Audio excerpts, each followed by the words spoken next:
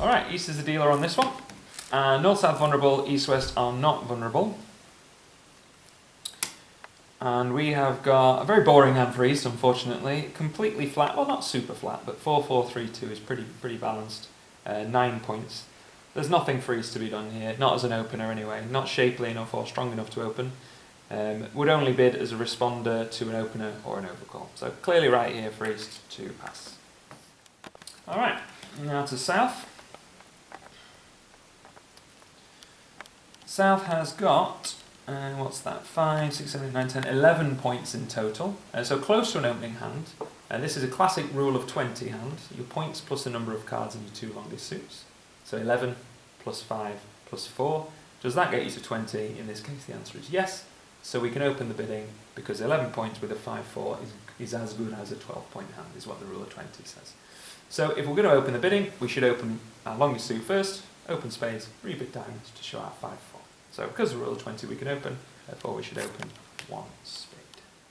Okay, West overcalling over the opponent's one spade. Very clearly, nothing to be said here. What have we got? 1, 2, 3 points. Oh no, sorry, 5 points. Can't line up.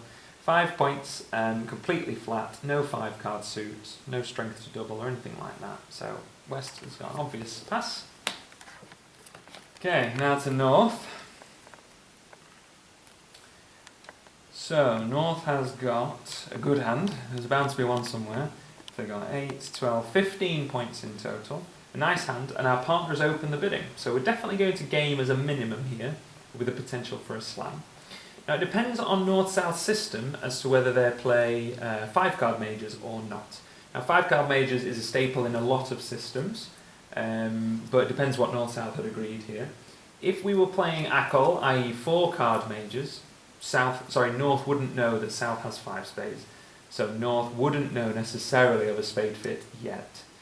If, however, we were playing 5-card majors, North would know of a spade fit. So this depends on a 5-card major, 4-card major question. It also depends on how you agree with a strong game-going hand with a 3-card fit. So if you were playing ACOL, we wouldn't yet know of a spade fit. We would bid 2 clubs to say, I've got 10 plus points and some clubs. And then our partner would potentially show more spades or go to no trumps. We don't know. It depends on what they do next as to whether we would agree with spades or not. If we're playing a Standard American or a system with a 5-card major in it, a 5-card major opening bid, we would want to agree the spades. Now, because of our strength, we want to go to game or more than game.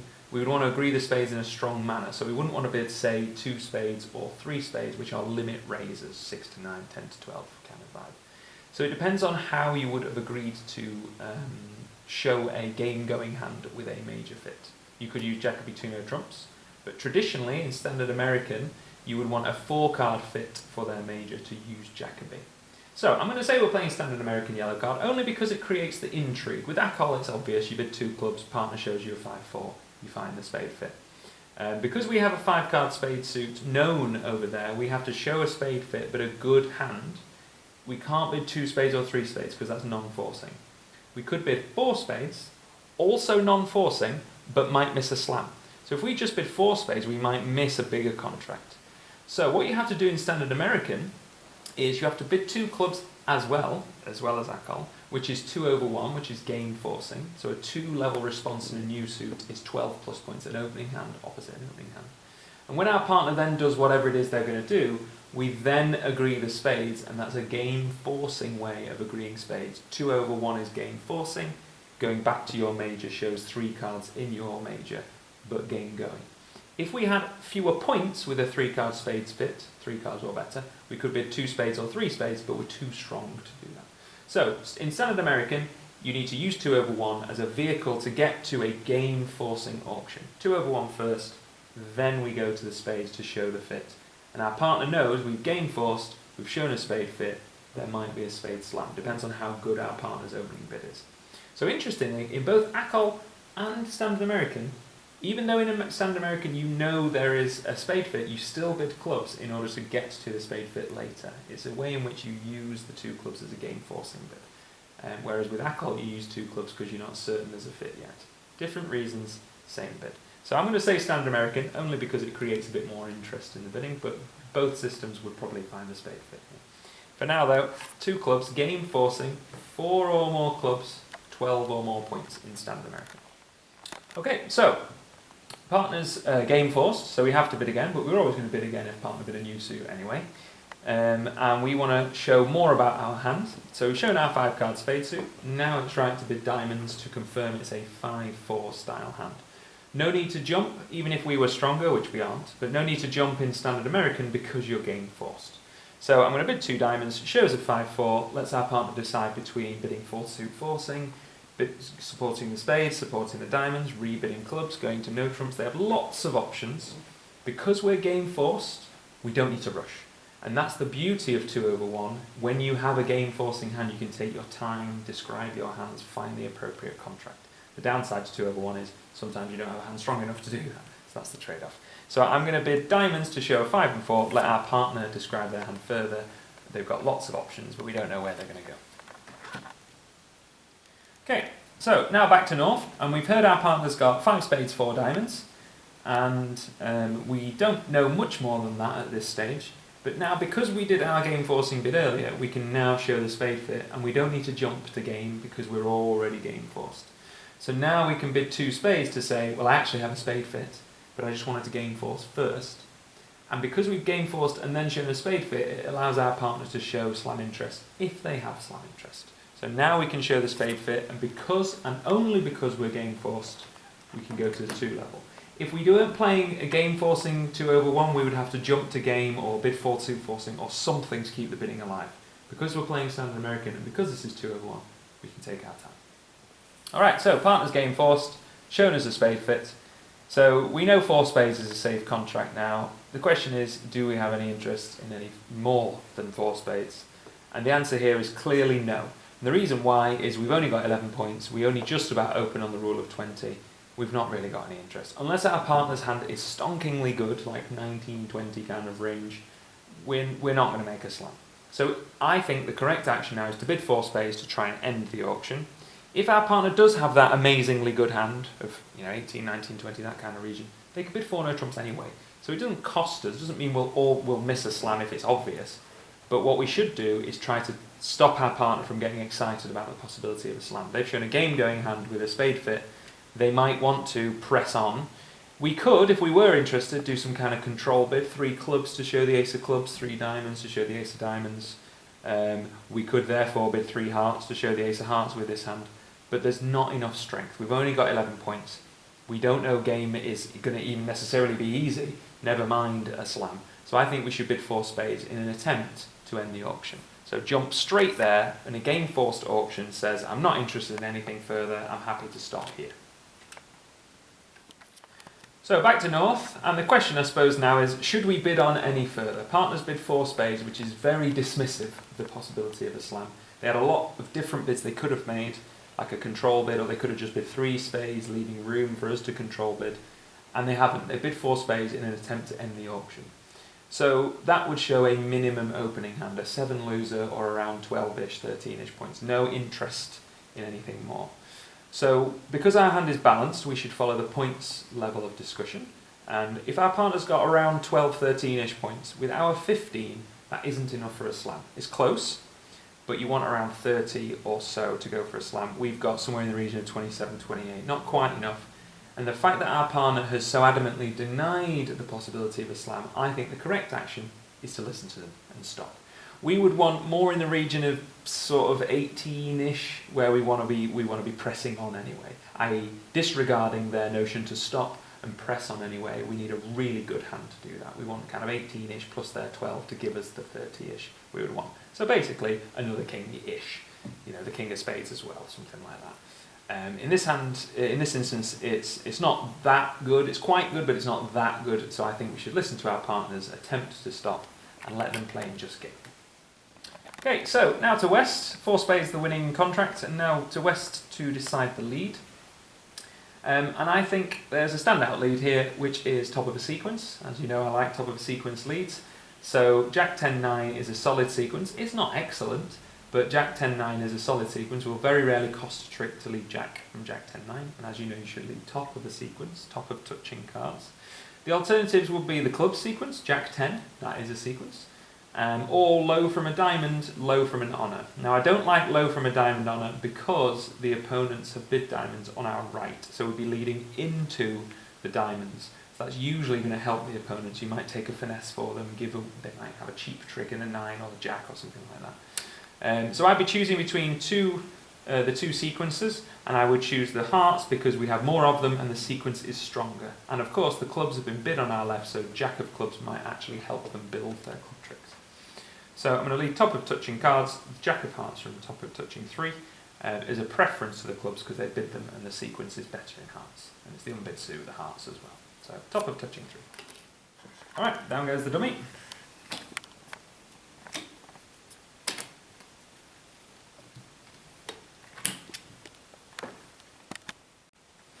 Alright, so we're in 4 spades, and we want to think about what's the best plan to get rid of some of our losers, reduce the number of losers. That's usually the way you want to go in a trump contract. So we want to think about, first of all, the trumps. How many losers have we got in trumps? 1, maybe 2, depends on the location of the king, the location of the jack. We're going to have to do some play around in the spades to try and avoid losing at least one of those. In diamonds, we're going to lose maybe the ace, maybe the queen as well, depends on the location of those. So we've got 2 question marks in both spades and diamonds. Fortunately, the clubs and hearts are much more straightforward. The hearts, we have no losers. We've got the ace and the king, and we only have 2 in our hand. And the clubs, we have no losers. We've got ace, king, and queen. And in fact, we've got extra winners in clubs in order to discard losers. So the problem here is going to be unravelling the spade suit to try and avoid losing more than 1 there, and also avoiding losing lots of diamond tricks. And the answer to that is going to be to throw them away on the clubs. So we can discard diamonds on the clubs, but we need to play the spades before we run the clubs. If we play the clubs first, we're going to end up getting trumped in, and we're going to lose a trump and then some diamonds and so on. We need to try to limit our losers to 3 at most.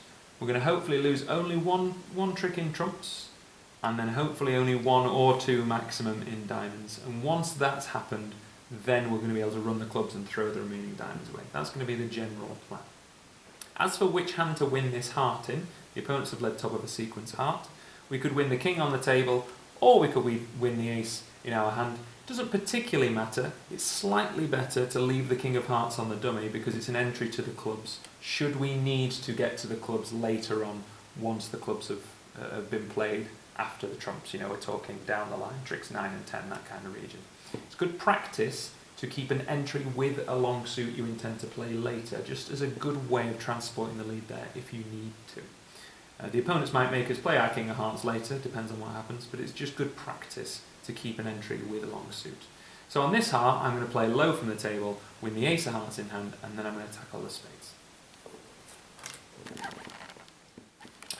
Okay, so now we've got East to play on the opening heart lead, and I play low to encourage, high to discourage. So I would play low, encouraging the hearts because you have an honour, albeit it's only the queen, and declare a win as the ace. The hearts isn't where this contract's going to be won or lost. It's going to come down to whether we've got the spades unravelled to then be able to play the clubs and deal with the diamonds after we've dealt with the spades first and then round the clubs. So we've got a lot of options as to how to play the spades. Whenever you're missing the king and the jack in a suit, you've got ace, queen, 10, 9, as is the case here. There's loads of options. You can lead the queen, trying to trap the king underneath the ace. You can lead the 10, trying to trap the jack underneath the ace. You can lead the queen, then the 10. Or you can lead low to the ace and then low back towards the 10. Low to the ace, low back towards the queen. There's lots and lots of options, and it depends who's got the king and who's got the jack. And of course, you aren't psychic. You don't know. So the main thing to think about here is the king is very likely a loser. The jack is the one we want to try and avoid. So you want to try and finesse the jack in some way, shape or form. Now my view is, and I think the best odds is to play your ace first and then lead low back towards your queen 10. The reason for that is, if you play the ace first, you might see something drop or appear that helps you solve the suit without you having to guess whether to finesse for the king or finesse for the jack. So my view is, low to the ace, if you see something helpful, great. If not, low back towards your queen 10. Depending on what you see on your right, we'll make a judgment as to what you play in hand. In this instance, low to the ace and then low back to the queen 10 is actually going to solve it because the king's on our right, but that isn't a guarantee. This play loses if it's king and jack on your left, but that's quite unlucky because that means you've got 2 honours in one hand, which is a 1 in 4 chance, 75% of success, 25% failure. Also, you pick up if it's king jack doubleton, so you actually have a bit better than 3 in 4 chance. So the best odds for me is low to the ace, unless you've got information that tells you someone's got more points than the other or something like that. Low to the ace first. There are lots and lots of options with the suit ace, queen, 10, 9. Low to the ace first, and it also depends who's got the ace, who's got the queen, etc., how you play them. We didn't see anything helpful there, we just saw 4 small spades. So we lead low back. Let's consider the situation where East plays a low spade. We would then have to decide whether to play the queen or the 10, finesse for the jack or finesse for the king. In this instance, the king appears, which solves our problem, which is why I like the play of low to the ace and then back, because sometimes honours appear that solve your problem. Could easily be that the jack appears here and you just put your queen on the jack, lose to the king, but now your 10 gets rid of the other one. So in this instance, the king appears, which solves our problem. We've lost the king. We're always going to lose 1 spade, but we've lost only 1 spade because now there's only 1 spade left, because we've counted that 8 spades gone, 9, 10, 11, 12. So there's only 1 left, it's the jack, and we suspect it's with West. Could be with East, I suppose, but it's likely with West. So we're going to draw that jack of spades once we get the lead. However, the opponents have the lead first. And now comes a critical decision for East to be passive or to be active. A passive lead will be to lead the heart back, forcing the king of hearts from the table and giving nothing away. Active defence would be to try and breach the new suit, the weakest suit from dummy's perspective, which is the diamonds. Now, because they're looking at the ace of diamonds, they suspect, because of the diamond bid from south, that there are some diamond tricks for the defence, but they don't know who's got the king, they don't know who's got the queen. We can see that if East decides to be passive and lead a heart back, Declarer is going to do the following. Win the king of hearts, draw the trumps, play the queen of clubs, ace of clubs, king of clubs, all the clubs, throw the diamonds away. So we can see that actually a passive defence does not go well here because of the threat of the clubs. And I actually think East, a good defender in East's position, should be aware of the fact that clubs are a big threat. So they should try to be active to try and get the diamond tricks before they disappear on the club threat. There is a real risk of Declarer drawing the trumps and running the clubs once they get the lead, and playing a heart and being passive gives them the lead in order to do that. Now, which diamond East plays depends on a bluff, double bluff situation. This is a psychological position. They could play the ace of diamonds and then a low diamond, but that gives away the game when Declarer has the king, because they're going to win the second round. They could also lead a low diamond under leading an ace, which is usually a big no-no, but as a bluff to try and get it so that their partner wins the queen of diamonds. This is very risky, because if Declarer gets the diamonds right, you might win no diamonds at all. So this depends on East's appetite for risk. See if they can take a risk to try and get an extra diamond trick, with a view of they might look silly and win no diamond tricks if they get it wrong. Or whether they just take the ace of diamonds, play a low diamond, and at least they've won 1 diamond and they might win another. Depends on how risky East's feeling, depends on who they think's got the king of diamonds, etc. And also it depends on them being passive or active. I think active is the right defence because of the club threat, and I personally think the greedy, risky route is the right defence, but I think it does carry risk. So I can see an argument for ace of diamonds first to make sure you make a diamond. I'm going to say they go the risky route because it gives Declarer a big quandary. So they switch to diamonds rather than being passive because of the club threat, and they play a low diamond in an attempt to deceive Declarer as to the location of the ace of diamonds. That is a psychological play. It could go wrong. So, turning now to be Declarer, if we play the king of diamonds, it will win. We can see that it will win, but of course Declarer wouldn't know that. It looks like a low diamond means that the ace is on our left, because the low diamond promises an honour, which isn't the ace, you would assume, but now there's bluff, double bluff stuff going on. If we play the king and it loses to the ace, we're going to lose 2 diamond tricks, the king, the ace and the queen. If we play low and it loses to the ace, we're only going to lose 1 diamond trick. So the question is, who's got the queen of diamonds, who's got the ace? We don't know, so we have to guess. It would be correct to play low if the queen of diamonds is on our right and the ace is on our left. It would be correct to play the king if the ace is on our right and the queen is on our left. It's correct to play low if the ace and queen are on our right, and it doesn't matter what you do if the ace and queen are on our left. Lots of different options. This low diamond lead doesn't look like someone who's got the ace and the queen, so you have to guess. I'm going to suggest, because East has taken the risky defence, I'm going to suggest that the declarer gets the guess wrong. They think the low diamond is low from an honour, which is the queen, not the ace. I think I would fall for this if East were cunning enough to find this play. This is a very deceptive defensive play, and it's risky. If declarer plays the king, it would win, and then suddenly the ace of diamonds might not be a trick for the defence at all, depending on how many diamonds they can discard on the clubs. So, I will come back to this in a second, but I'm going to say the guess goes wrong. We play low, hoping for the queen on our right and the ace on our left, so we only lose one diamond. But as it happens, the queen's on our left. So I'm saying declarer goes wrong with the guess, basically. Rewarding East for their risky endeavour. Now the diamond comes back. West continuing the active defence to get diamond tricks. And at this point, declarer will go, oh, how dare they underled an ace, that was naughty, but it worked for them. Now, however, the rest of the hand is now ours. We've got a winning king of hearts, 3 winning clubs, we can throw this diamond if we need to, all we need to do is draw the trump. So when the third diamond gets played, we win the king. As long as this doesn't get roughed, which it doesn't, we're fine, doesn't matter what we throw away in a heart, let's say. And now all we need to do is draw the trump with the queen of spades, getting rid of the jack of spades, and now you can see clearly we have the rest of the tricks. Queen of clubs, ace of clubs, king of clubs, throwing the diamond away, or we could even trump the diamond before drawing the trump if you really needed to, but we don't need to here. Now, if we've got the diamond guess right, so this results in us making 10 tricks, just to prove the point on this queen of spades. That happens, so the opponents have lost their last trump, just to complete the circle, and we play queen of clubs, ace of clubs, king of clubs, throwing this away. So we make the rest of the tricks, we make 10 tricks. We lost 2 diamonds, and we lost 1 spade. So we still make our game. If we'd got the guess right, so when East switched to a low diamond, taking the risk of playing a low diamond away from the ace, if we had smelt a rat and we thought, that looks fishy, or if East had taken a long time to think about it and then played a low diamond, we might have suspected they were up to no good. If we go up with the king of diamonds, that would win. Then we could draw the trump, play queen of clubs, ace of clubs, king of clubs, and because the jack 10 fall, the 9 of clubs would then be a winner. So we could play ace, king, well, queen first, then ace, king, 9 little. We would have 4 clubs, so we would be 4 club winners after the queen, so we would be able to discard our entire diamond suit, which means we would have made 12 tricks rather than 10. So East would have not made any tricks in diamonds because their risk backfired.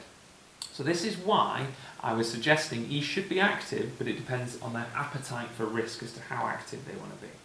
If East had been passive and played a heart, we would have won the lead, drawn the trumps, ran all the clubs, and we would have made only 1 diamond as East, with the ace eventually in the wash. So it depends on how risk-averse or risk-taking East is. Active is the right defence, ace and then another one is safely active, a low one is deceptively active. Depends on what one it is. But there's a possibility of 10, 11 or 12 tricks for declarer here, depending on how risky East wants to be and how the bluff or double bluff psychology works between South and East, declarer and defender. In this instance, I suggested that East was risky and cunning as a defender, because I like that kind of thing, and I suggested declarer got the guess wrong, they fell for the trap, so to speak. But even in that world, still made our game, still made 10 tricks.